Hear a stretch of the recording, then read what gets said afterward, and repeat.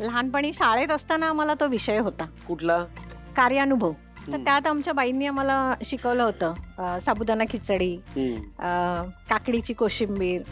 आणि माहीत नाही, म्हणजे तेव्हाची ती आवड आत्ता आपल्याला प्रत्यक्षात कामाला येते. बरोबर आहे. तेव्हा आम्हाला भरतकाम पण होतं, शिवणकाम होतं. शाळेत. हो, तर हे सगळे ना आत्ता माझ्यातनं ते येते. वा वा वा, फारच छान. चला आजच्या पदार्थाकडे जाऊया. आज काय ठरवलं आमच्यासाठी करायचं?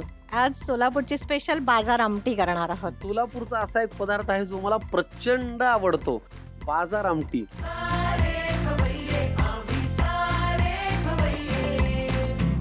बाजार आमटीसाठी लागणारं साहित्य काय ते आम्हाला सांगा.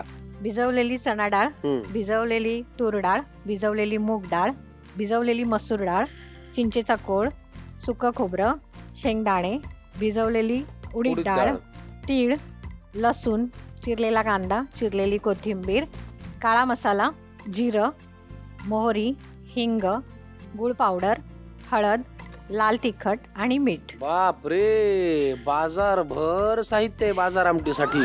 पण बाजार आमटी करायचं काही असं विशेष निमित्त असतं का? पूर्वी बाजार आमटी हा पदार्थ आहे ना, पंढरपूर आणि करकम हे बाजारपेठा आहेत सोलापुरातल्या.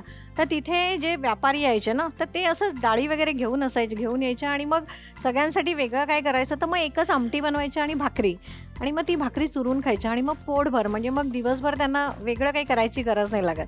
तसं आता काय झालंय, छोटे छोटे घरगुती कार्यक्रम असतात ना आपले, जसं की वाढदिवस म्हणा, बारसं म्हणा, तर सर्रास हा पदार्थ बनवला जातो आणि लोक आवडीने खातात.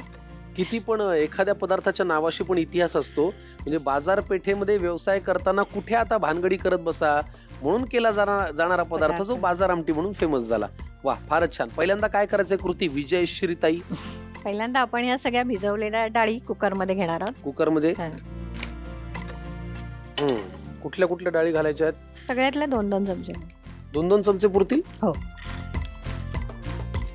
ही काय? चण्याची डाळ. ही तूर डाळ. तूर डाळ. ही मुगाची डाळ. मसूर डाळ.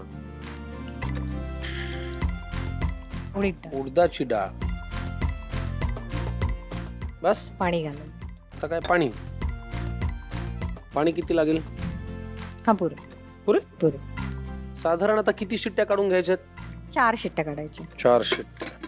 चला, आता हे शिट्ट्या होईपर्यंत मला सांगा, तुमचा आता हा कुरड्या पापड्यांचा व्यवसाय आहे, पण कुठलाही व्यवसाय करताना, लघु उद्योग करताना तो एक्सपांड व्हावा, मोठा व्हावा असं प्रत्येकाला वाटत असतं. तुम्हालाही वाटत असेल? मग याच्याविषयी काही विचार करता तुम्ही?